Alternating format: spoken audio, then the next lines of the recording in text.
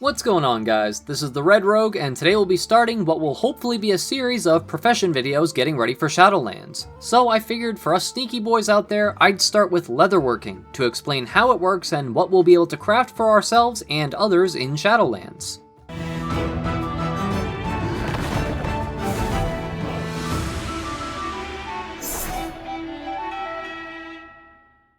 As a quick heads up, this video is going to cover exclusively the Shadowlands expansion for leatherworking, so none of the changes involving the relics of the past item that was introduced for old world crafting or anything like that.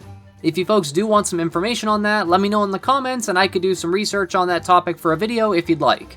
Or if you just like the channel in general and haven't yet, I'd highly recommend subscribing so as to keep up with all the Shiba Shenanigans I put on YouTube every weekday. Anyways, gear crafting professions. Honestly, crafted gear has kinda taken a backseat in terms of popularity to other professions.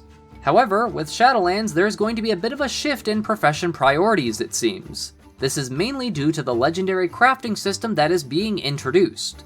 To craft a legendary, you will need one of these specially made crafted armor pieces that can be imbued with a legendary power. These special armor pieces are made by blacksmiths, tailors, jewel crafters, and of course, leatherworkers. Fundamentally speaking, leatherworking works a lot like it has in prior expansions. You utilize various types of leather and grody chunks of animals, such as sinew or bone, and combine them to make armor, weapons, and some utility benefits, such as drums, riders' bardings, and the returning armor reinforcement consumables. Crafting anything with leatherworking will require a variety of different items, and these are the ones that we will get from the skinning profession.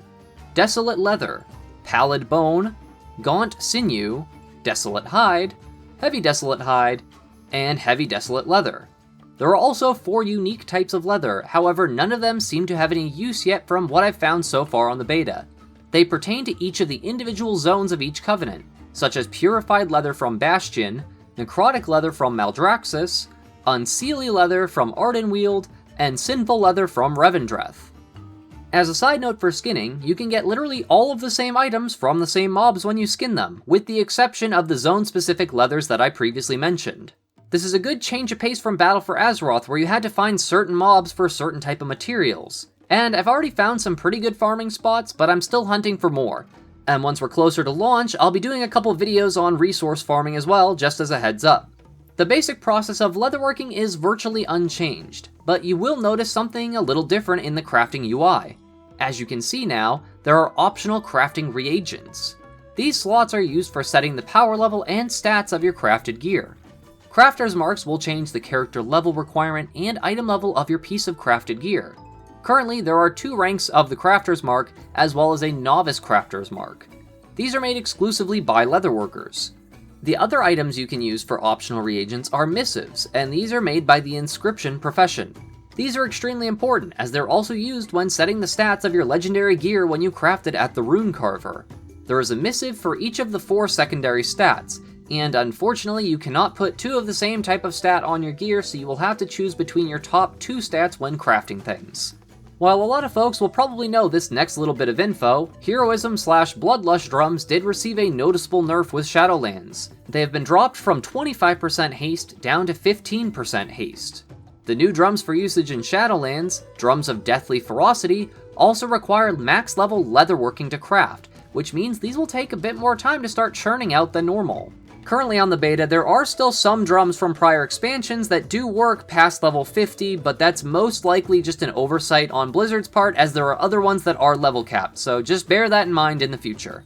Reaching max level leatherworking is going to take a little bit of time in farming. This is mainly because some of the more exotic crafting materials, such as the Heavy Desolate Hide, are not very easy to come by in skinning.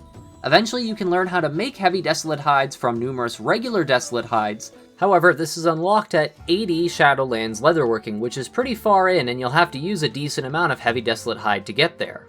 The Comfortable Rider's Barding will work virtually identical to the mount equivalent from Battle for Azeroth, as it prevents the user from being dazed unless you're in a battleground or an arena match, so this is nothing too crazy either. These next craftable items from leatherworking are definitely a blast from the past for me. Armor Reinforcement Kits.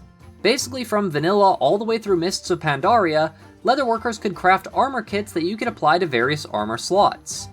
Some of the more exotic armor patches gave a variety of stat benefits, however these ones are much more traditional in design. Desolate armor kits will increase your stamina value by 24 for 2 hours. These kits can be applied to your chest, legs, hands, and feet. The same goes for the heavy Desolate armor kit, which instead gives 48 stamina for 2 hours. Unlocking the heavy Desolate armor kit requires being honored with the Wild Hunt, which is a faction in Ardenweald. Shadowlands will see the return of a lot of old item enhancement systems, such as these armor kits, weapon oils, and sharpening stones.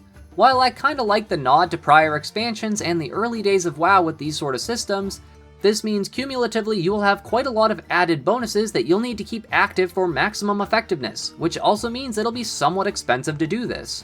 Of course, as a leatherworker, this means you have a consistent flow of income from these consumable armor kits, which is a bit of a perk. I've gone over the current status of the legendary armor crafting process in a prior video, so if you want the full breakdown, then I'll link that video up top now. However, the short version is that you need to be max level and have found the rune carver in Torghast. Once you've done this, currently he gives you access to the special armor recipes that you need to craft just from talking to him. This armor is quite extensive in terms of reagents, as the heavy Desolate hide needed is already pretty rare, and then you have to get it enchanted to become enchanted heavy Desolate hide. However, once you do craft this armor piece, you can either infuse it with a legendary power you've earned for yourself at the rune carver, or you can sell this piece of armor to other players, and depending on how long it takes to earn all these reagents, this could be a very lucrative market to get in on early. You will also need 2 missives for the stats you want applied to your legendary, by the way, so inscription will play a part in the crafting process as well. Hopefully this will give you folks a good idea of what to expect so far from leatherworking in Shadowlands. If this video was helpful to you, you should maybe totally consider subscribing to the channel, so as to keep up with all of the weekly uploads that I bring out.